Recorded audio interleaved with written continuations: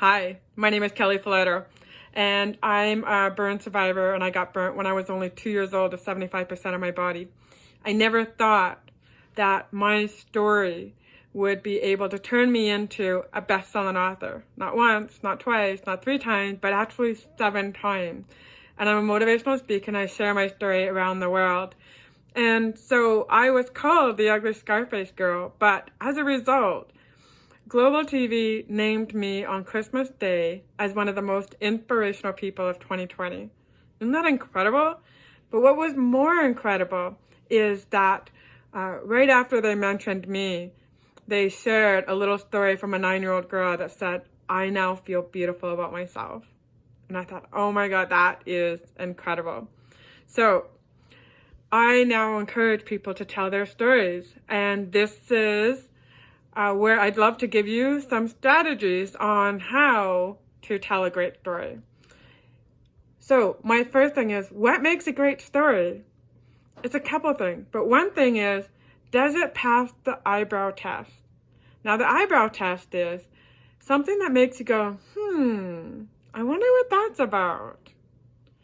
And the second tip is, does it evict emotions? We want to be able to look at a picture and feel something. What is it that we want to feel? I don't know. Every picture will bring some sort of a different emotion or a feeling to you. And that's what we want to do. We want a picture to tell the story. We always say that a picture says 1,000 words. And it absolutely does. And sometimes those words are different. But anyways, so we want that picture to tell the story.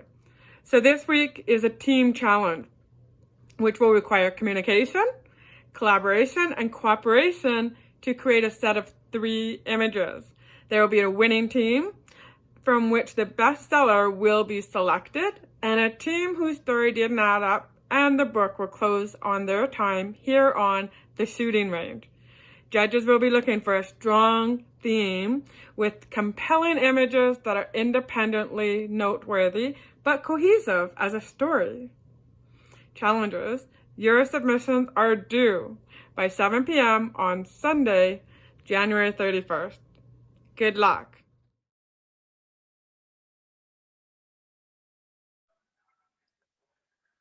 Good evening, everyone, and welcome back to the judging night with the shooting range. We are so happy to have that you can be with us tonight and love and appreciate the continued support for our challengers. Tonight, our judges, Tammy Darren of the Photographer Studio and Smiley Eyes Photography, Darlene Hildebrandt of Digital Photo Mentor, Amy and Jenna Hobbs of Hobbs Photography, and Leroy Schultz of Leroy Schultz Photography, as well as our guest judge this week, Kelly Falardeau. Excuse me, sorry.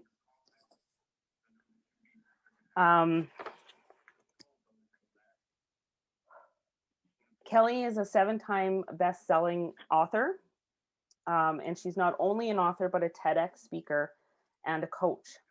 She has graced international stages all over the world, sharing her story and inspiring people of all ages to re-examine their relationship and perspective to beauty. Kelly, thank you so much for being here tonight and with us for the whole week. We appreciate you taking the time out of your busy schedule to be here with us.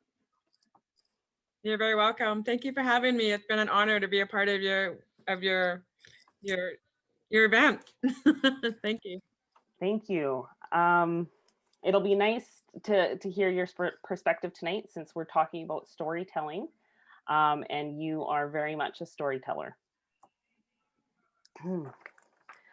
Tonight, we're going to talk about storytelling. And in photography, storytelling is usually called a photo essay or a photo story. And it's rather common practice to be put simply. It's a way for a photographer to tell a story with a series of photographs or even a single image. Hope, can you bring up the first slide? because we have all of our images up here. We're going to start by showing you the triptychs of each of the teams. Our first one today is called The Enduring Power of Music. This is done by Karen, Shalene, and Angela. And can we see the next one? This is A Journey of Hands, done by Rain, Corey Lynn, and Janet. And this one here is From Addiction to Recovery, making the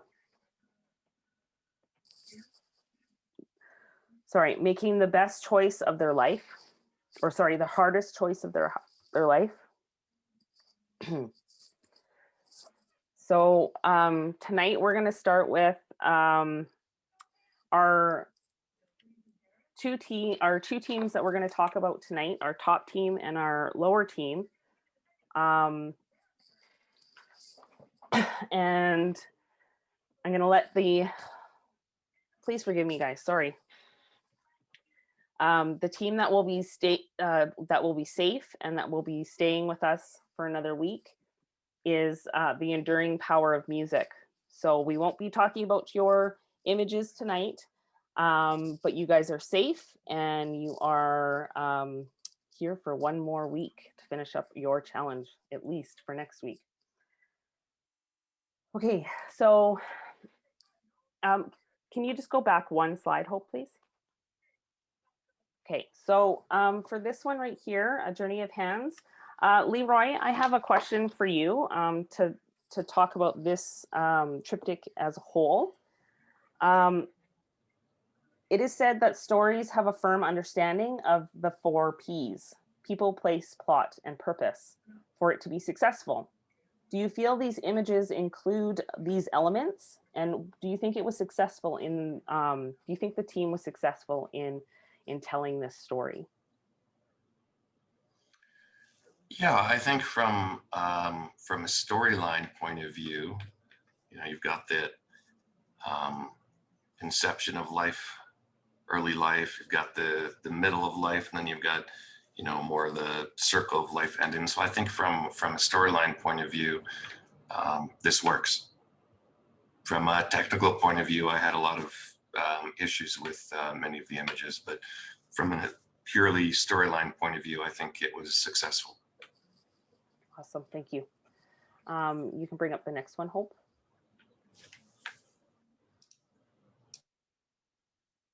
Hobbs, I would like for you to speak about this triptych as a whole. Sometimes we need to see difficult pictures to understand what is happening in our world. Do you feel this triptych accomplished explaining the situation well?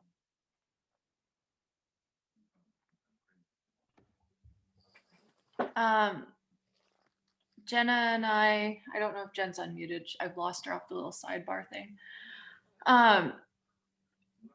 Addiction as a story is something that hits very close to home for both Jenna and I.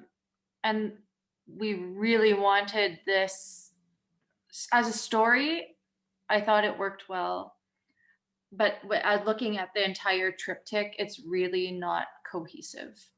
I can empathize with all of you because I detest doing teamwork a lot. And I've had to do a 5-series photo essay in partnership with people, and I hated every second of it. But you really have to figure out what your cohesive story is, so there isn't one blatantly great photo and then others that are kind of falling below the bar. Jenna, did you have anything to say? Yeah, Amy's talking about teamwork, and we are a team. Whoops, Amy, whoops. And how much she hates it. But anyway, yeah. Just had to throw that in there. We do teamwork in a very unique sort of way. Okay. you. Yes. I agree with Amy in that when you're working as a team, you not only needed to discuss, I'm doing this portion of the story, I'm doing this portion of the story, I'm doing this portion of the story, and then going off and making your photo. Your discussion needs to go beyond that. When you're doing a story, it should be either all black and white or all color. So that should have been discussed. And just even if you say, this is what I'm doing, or how you can switch things up and feed off of one another to make your photos a little more cohesive, just to tell the story better. Thank you very much. Okay, so we're going to go straight into the critiques for the top team, bottom team. Okay, so bring up the first slide, Hope. Or the next slide, I should say. This is the first one.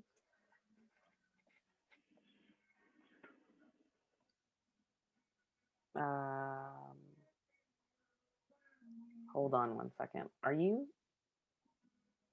Oh, no, this is, sorry. I just wanted to give a moment for the team that's safe this week. This image here was Karen's. Next one was Shalene's.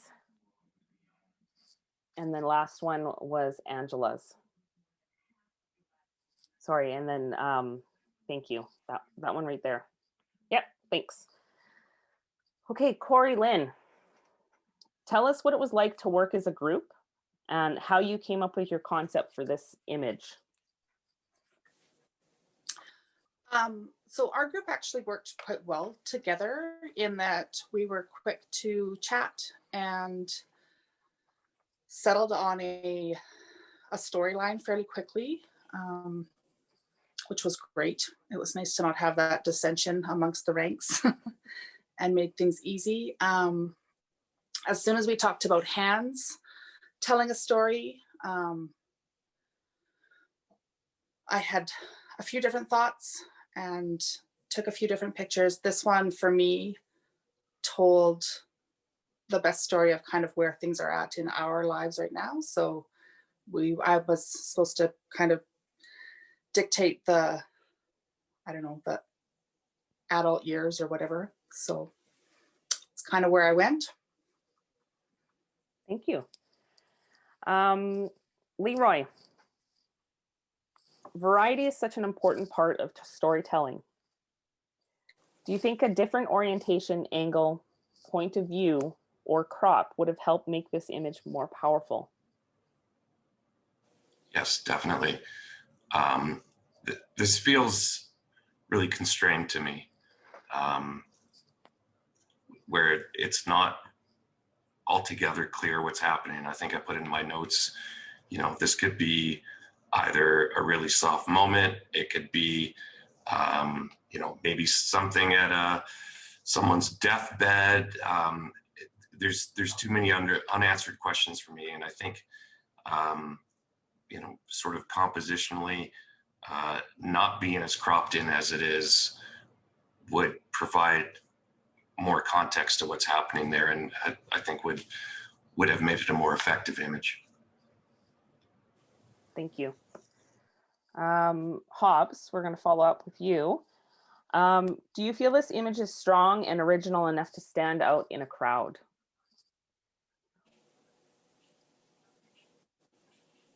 We agreed with this series that all of the images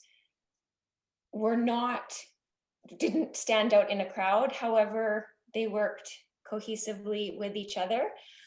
So the individual images were not stellar, but we got the storyline, sorry.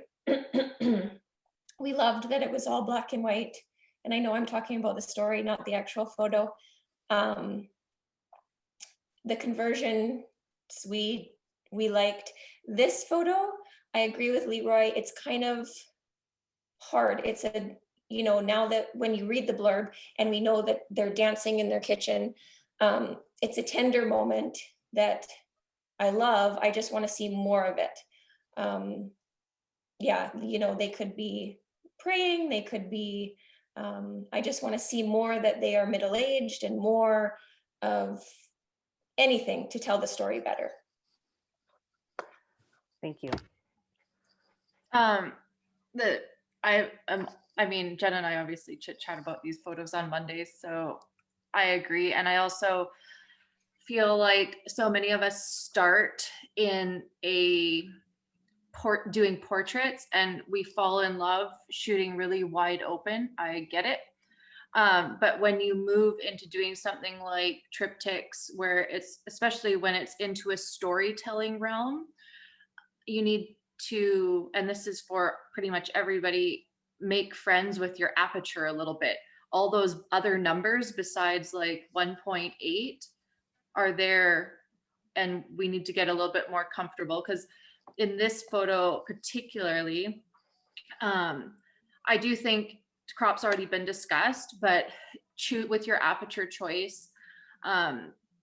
Basically a third of your image you've decided to make not in focus, which is a big risk. And I think with this particular crop, it's just not working to really add to the story, and it kind of doesn't let your eye roam. You have a nice triangle shape there, but it's just not working as best it could for your eye to want to roam around, because it keeps not having something solid to land on. So you all kind of agree that maybe a pulled back shot and something, being able to see them dancing. Yeah, or maybe a slightly higher angle, because I also got a little hung up on that bottom left hand, that if it's about hands, I can only see like 3 fingers of one hand on the bottom, which is a little bit distracting for me. And I think somebody had said that it would have been nice to see the hands in the forefront more in focus rather than the ones in behind. Okay. Mhm. All right. Let's pull up the next one, please.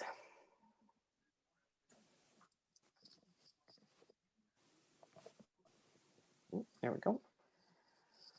This image is Janet's. Janet, can you explain your choice and how you edited your image this week? Did being in a team change the way you approached how you would normally edit? So because we did agree that we were all going to be black and white. One of the reasons why I chose this photo is because it's my mom's hands and my nephew's hands, and my part was supposed to represent the end and beginning. The end more, but goes back to full circle to Rain's picture. This one I shot on a phone camera because I didn't have a professional camera.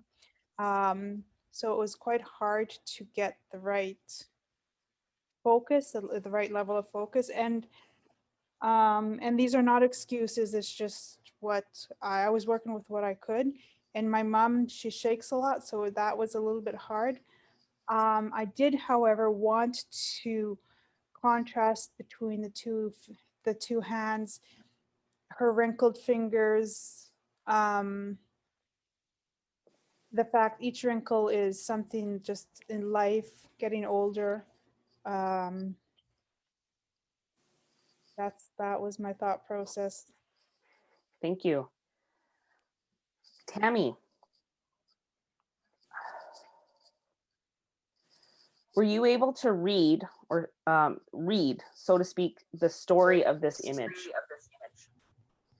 What would you have done differently? So immediately, yes, you do read the story of this image. You see the elderly wrinkled fingers and the younger hands together. And yes, that definitely told a story of the circle of life. As far as technicality, though, I don't see much focus here. And then you did mention that you had shot it with a cell phone, so that's understandable. As far as the challenge goes, I would have really liked to see the wrinkles being much more in focus and more pronounced. and the child's hands are very smooth, and they don't look as realistic either. They're very, very white as well. So it just takes all the texture and all that out of the hands. It's a bit on the bright side as well. There is some kind of fuzzy thing over top of it, but maybe that's because it's a cell phone. But that was my critique on that. I would have just liked to have seen it much more clear and pronounced. Thank you. Darlene. Yeah, I agree with.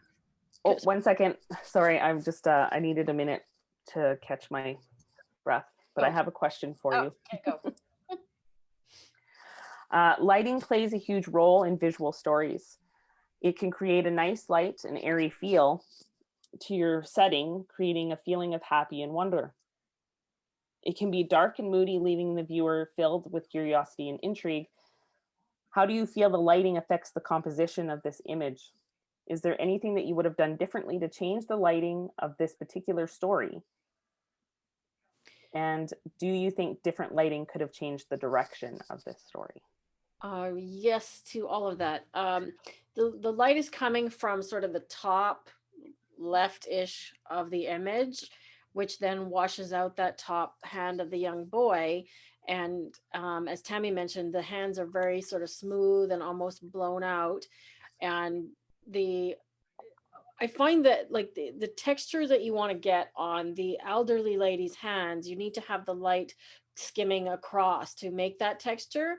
And maybe this wasn't the right place. Maybe there wasn't enough light coming from the wrong direction. It seems very, very soft, but you want the light coming from the side across her hand.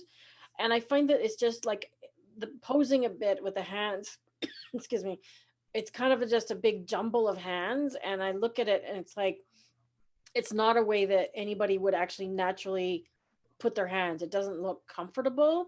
And I think simplicity, like maybe one of each hand and just pare down a little bit would have helped. Thank you very much. I hope you can bring up the next one. This one is Bless J. Blessed. A movie director has the luxury of telling a complete story in 90+ minutes. A photographer has one frame. Do you think you achieved this as a standalone piece as well as a triptych with your team? Can you just repeat that question there, Billy? Sorry. Yeah, not a problem. So a movie director has the luxury of telling the complete story in 90+ minutes. A photographer has one frame. Do you think you achieved this as a standalone image as well as a triptych with your team? Yeah, well, I guess I forgot. I think it was one of the first judges. They spoke on kind of the color coding of the 3 photos, and I guess like in that terms maybe not, but I have a different version of it, and I know like the thing is that we can look at it that way, but the darkness of this image to the brightness of the last image, that's how active addiction to recovery goes. So there might be a little bit of a misunderstanding there, which I can hear and understand. Do I think we achieved the storyline? Yes, I do, in a short term, because recovery goes a lot more than 24 hours, right? So, and it's a lifelong battle, and but this definitely speaks to the darkness of where it can go before the last, which could be death, right? Like that's the dark tunnel of you go one way or the light the other way. So I don't know if I answered the question there, Billy, but it sounds like you did. Thank you for sharing. Kelly, every artist has a voice. Writers express their voice through the tone, style, and underlining meanings of the piece. Painters express it with colors, brushstrokes, and compositions. This might be an oversimplified explanation of what it means to have an artistic voice, but the point remains. Artists all have voices, no matter the medium. Does this image have its own unique voice? To be honest, this was actually one of my favorite images of all. And because I felt it was really clear and concise what the story was. So I felt that it met all of the conditions, and really, I really loved it. I mean, it's sad to see somebody in that kind of a situation.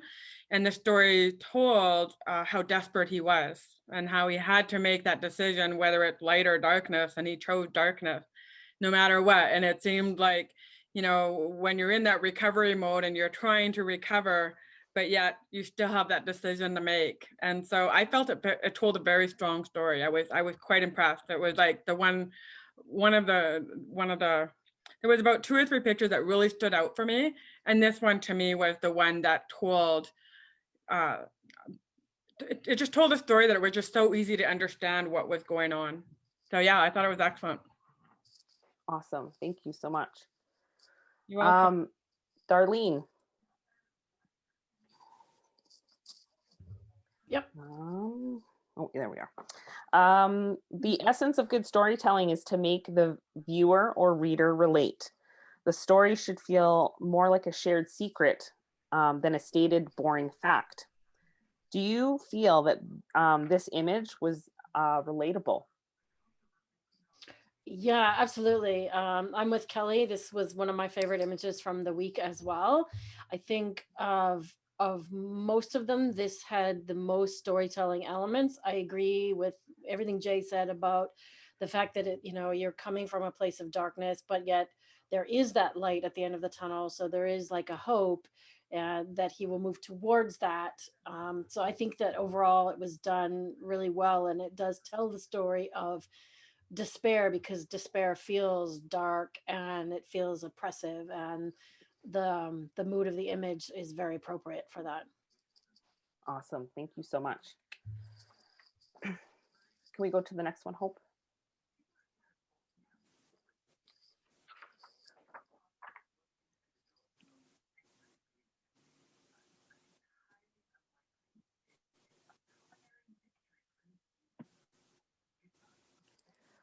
This is Randy's image.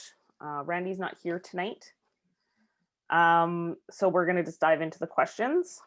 Kelly, another one for you.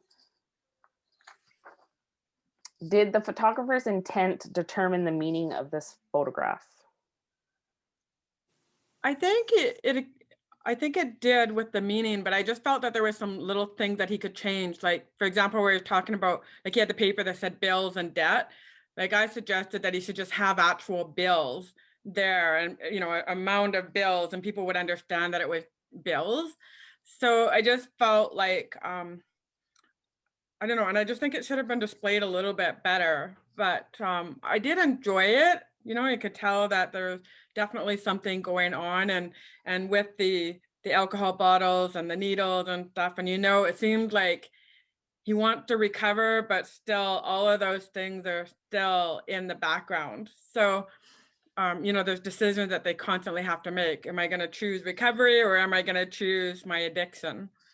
And so I thought it told a good story. I just think that it could have been arranged a little bit differently that would have made it a lot more powerful. And maybe a little bit too literal? Yeah, like I said, like, nobody would just write bills and debt, right? They would just have a stack of bills and maybe, the bottles around or something like that. Yeah, that was just my thought. Yeah. Awesome. Thank you, Kelly. You're welcome. Leroy, how effective do you think this image is as a visual message?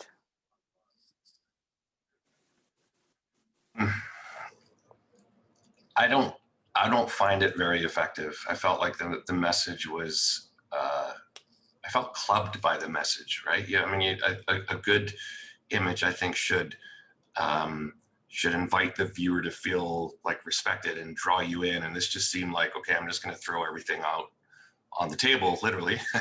And it didn't really work for me.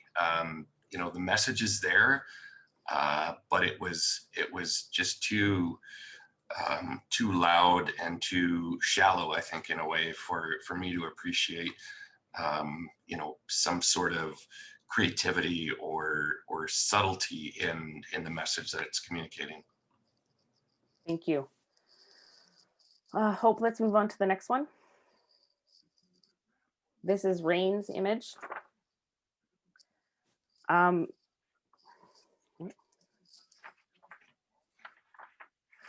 Sorry, messed up my papers. Rain, how do you think the storytelling of this image gives the viewer a sense of connection? Did you feel connected to this particular image? Hi, yeah. Well, I think that the connectedness in this image came across, at least my intention was with kind of like this almost eye contact that the baby has, but at the same time, I didn't want it to take the full of the focus. And so I used some perspective that I got from the judges in the past weeks to try and apply some editing to make it so the hands did focus. But I really liked that element. I didn't want to crop his face totally out, which I considered doing, or not totally his face, but like his eye out, because I didn't want it to distract. But I loved the connectedness. And then also of him holding like the thumb. It's my baby, so he's holding my thumb. So I literally feel connected to the image. But yeah, just those, that sweet bond that you don't have for very long and that most people aren't privy to experiencing. I wanted to try to convey that special moment of early life through those connected qualities. Awesome. Thank you so much for that insight. Hobbs, do the following elements help or hinder what you perceive as the concept of this image? So the crop, depth of field, and composition. Do you feel that the subject was well highlighted, and what changes would you make?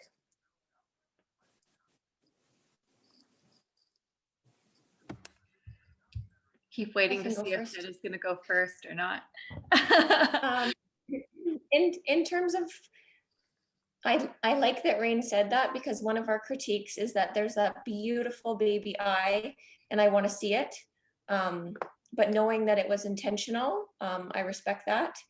And the crop is a little tight to me. A lot in this series was like the tip of her thumb. Yes, you just got it in there, but I would have liked to see a little bit more. It's a tender moment. I love how you went with early life and chose not only this little baby's hand, but such a big part of that is mama's hand as well. Yeah, Amy? I mean, I love breastfeeding photos. It's the one thing I wish sorely that I had more of my own kids. I mean, I am with Jenna in that about the baby. I mean, I appreciate that you made the choice to leave it in. I just think it was the wrong choice. Because if you're going to include such a dominant feature, your eye goes to the hand and then it goes straight to that eye. To me, it needs to be in focus, or it needs to be cropped right up, below the eye, so it's not in there, because it looks more like a focus error rather than a choice. And I agree with what Jenna said about the cropping. I do appreciate the perspective of this, and that you've managed to capture a moment in combination with breastfeeding. So it's not just you took a picture of a physical action, baby's actually connected to your hand, which really makes it that little extra something special. And again, since it's your baby, I'm a huge proponent of just keep reshooting to make it better and better and better. Thank you very much. Kelly, does this image make you feel something? And if so, what is it? Oh my God, I absolutely loved this image. That was another one of my top 3 that I loved. And, I understand what they're talking about cropping, but what I loved about it is by seeing the baby's eyes, to me, it showed also that the early years, because that was the triple gift or whatever that they're trying to do. So it really showed the early years. And I think without the eyes, it might not have been the same. But anyway, I thought it told a fantastic story and I loved it. And I think for me, because me being a burn survivor, I had a daughter and I'm actually missing a nipple. And my other nipple is just a little tiny one. And so when I got pregnant with my daughter, we didn't know if I would ever be able to breastfeed. And then I also had twins. And same thing is I wasn't able to breastfeed. So I don't understand that whole breastfeeding bonding thing. And so that's another reason why this picture impacted me so much, is that I just thought it was such a beautiful way to show the bond that, you know, a mother and a baby can have, you know, and breastfeeding. I thought it was beautiful. I loved it. I wouldn't have changed a thing. I just love it. Awesome. Thank you, Kelly. You're welcome. Hope you can move on to the next one. Our final image is by Danielle. Danielle, from reading the judges' critiques, they had a lot of nice things to say. What was different for you shooting this week, and how was it to collaborate as a team? So I actually really loved working with Jay and Randy. It was lots of fun. I liked seeing how they approached and their process behind the images and stuff. This image for me was, I'm not gonna say hard to take, but it's showing a story that I don't know. And I tried my hardest this time around to connect and to actually understand the story and to I guess to try and meet and find the ideals and the mental state of somebody going through recovery. And so I tried my hardest. This is the coin, different positions. I have one, I guess behind the scenes is, so it was really difficult, and I chose this image because I thought this one best kind of connected the mentality and the struggles of recovery. Thank you very much. Darlene, photographs can either display the complete story or leave hints to the viewer to interpret. Do you feel this was an open story or a closed one, and why? Oh, good question. I think this is an open story because of the single coin in the hand, which is the 24 hours, like Jay mentioned, but there's a lot more coins. So the story didn't stop there. It continues on with the other coins. And I think it was really well done, like shooting objects that are reflective like this. Silver are very hard. It's very hard. And you did a lot of, you got great lighting on it to pick up the detail of the coin. The only thing I would have liked to see is just to have your thumb moved a little bit so I could actually read the word recovery on the coin. I cropped it a little bit as well, and I think it's stronger without the edges of the table and the floor showing. But overall, I think it's a really good image with a good story. Thank you, Darlene. Leroy, do you feel that there was too much or too little detail in this image that enhanced or took away from the power of it? I think I would say it leans towards too much. I guess from a point of not knowing what this process is, you know, if I was earned this 24-hour coin, are the other coins, is this part of a ritual, for instance, where there's other coins that are always there? Like my first thought was, I don't know what those other coins are doing there. I'd almost rather see a single coin, where those other coins to me were a bit distracting. So I agree with Darlene that I think a cropped version of this would have been a little more effective. So, you know, more of that less is more sort of mentality. But I also agree with her that, you know, the lighting and the detail on the coin is great. You know, I could nitpick, like rotate the coin a little bit so that we can see more. But, you know, lighting and a lot of things in this image work, but just crop it in closer, I think would have been more effective. Awesome, thank you. All right. So don't go anywhere just yet, Hope. So we're going to talk about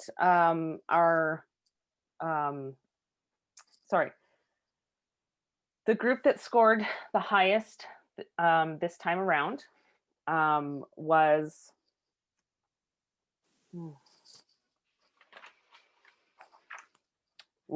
from addiction to recovery.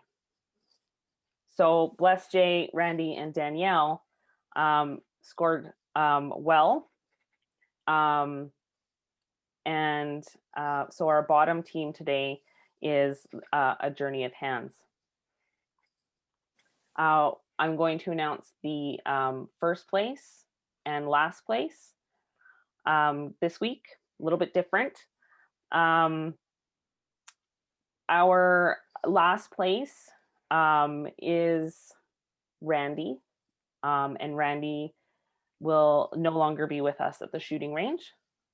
We appreciate his time with us, and we hope that he continues taking photos and enjoying every minute of it.